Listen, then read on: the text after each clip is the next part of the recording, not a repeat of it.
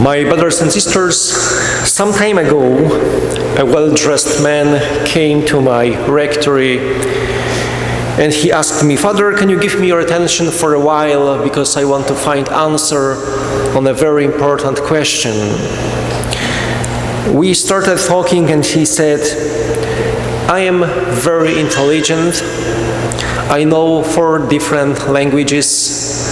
I graduated from 2 universities in Europe, 1 in the United States. I have a beautiful family. I have a wife, 2 kids. I have also my own business." And maybe someone would say that I have everything to be happy, but I am not. One day I asked myself, what is the sense of my life? I don't know why I'm living here. Every single day I earn a lot of money, but my heart is not filled with happiness. Father, can you help me to find my faith in God? Can you do this for me? This man asked me.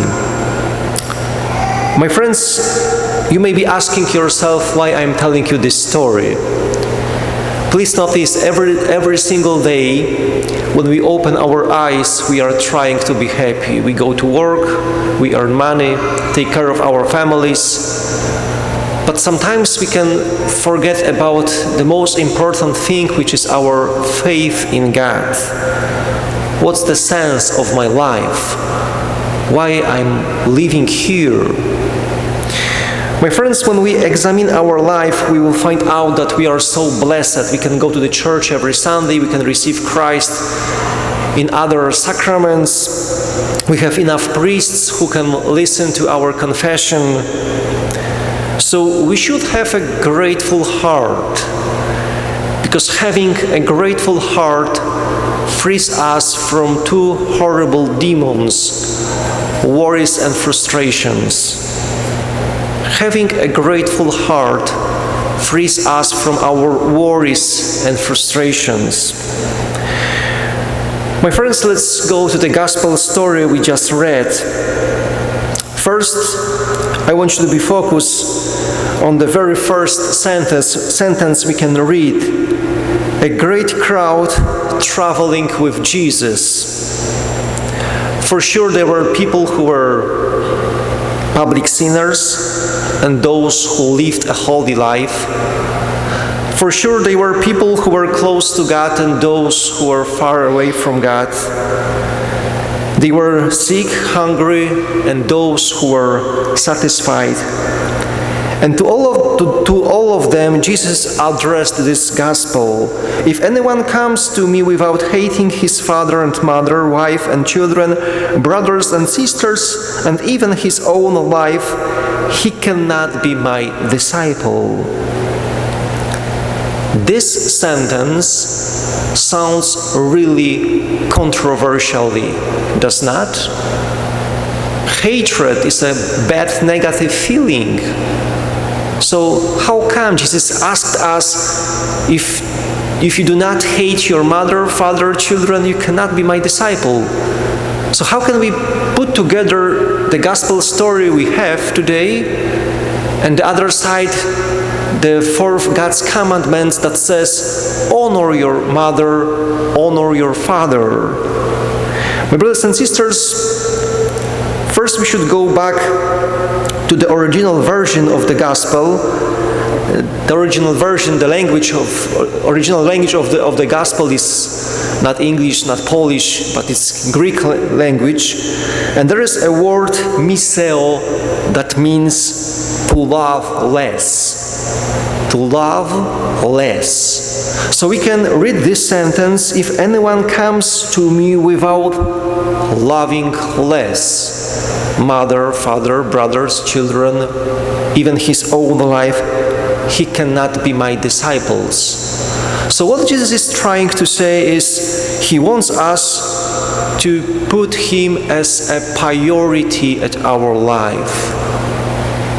Jesus wants to be a center of everything that happens to us, the center of our duties, the center of our families, the center of our all relationships. So my brothers and sisters, why Jesus wants to be a center of everything? Because we as human beings, sooner or later, will experience our daily cross. Our family relationship, our friends' relationship will never be perfect.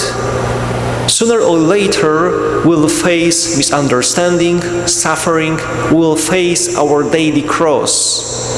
So if Jesus is the center of everything in our life, we will be empowered, strengthened by His grace to love others on the way that Jesus loves them. We'll be able to love others and to see them as God sees them. That's the very simple message coming from today's gospel story. My friends, today in your parish, we celebrate a Mission Sunday. I thank God for the opportunity of sharing with you my missionary work, which is performed by Redemptorist priests in Ukraine, in Minsk, capital city of Belarus, and Russian Siberia. As we all know, the war between Russia and Ukraine, started unprovoked by Putin's Russia, is a true test of humanity, but also a true test of faith, love, and hope. The Polish Redemptorists, with your help, are able to continue their mission in many ways. First, by helping victims of the war in Ukraine. Over 3 million Ukrainians came to Poland, and just in our Redemptorist communities and parishes, over 200 refugees have found shelter. Now we are organizing the medical care, humanitarian aid for these people. We bought 9 ambulances and sent them to the front line in Ukraine. One of my brother priests, also Polish Redemptorist, is coordinator of this humanitarian aid for Ukraine. And there is one of the story he shared with me. Allow me to read it now. My fellow brother said, "I remember when 2 moms entered our tent placed at the border with Ukraine. They didn't have much, just few shopping bags and small school backpacks with some clothes. They had nowhere to spend the night, so we unfolded the mattresses. The children lay down and the mothers sat down next to them. These children were so exhausted, dirty, and scared. They fell asleep quickly and peacefully, for the first time being confident of their safety, just outside of their country. We organized accommodation, medical care, and transport for these people, but the most important thing is to spend time with refugees, just to listen to their tragic stories filled with pain, tears, and question why. What have we done wrong that this happened to us? Why my husband, why my daddy was killed in this horrible war?" We are trying to listen to their tragic stories filled with pain, filled with tears. That's the first thing what we are doing at the border with Ukraine. Secondly, we as Polish Redemptorists are supporting Catholic communities in Belarus and in Siberia by helping them to build their own churches. As you know, 30 years ago, communism collapsed, and the Catholic Church has the task of re-established itself in Eastern Europe. Catholic communities in Minsk and Siberia are the parts of this process. without place to celebrate the Mass and other sacraments, without place to teach children and prepare couples for marriage. All ministries are done in private homes and apartments. In Belarus and Russia, meetings in private homes and apartments often create suspicion that we are a secret sect or performing secret religious rituals. Our communities, Catholic communities in those places are very, very small, between 50 to 100 people.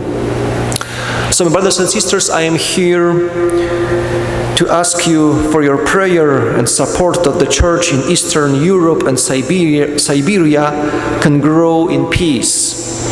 I'm sure that every single day you pray that this horrible war would be ended soon and these refugees will be able to safely return to their homes. But also I'm here to ask you for financial support for these Catholic communities, and as you heard, today's second collection will benefit our Redemptorist mission in Eastern Europe.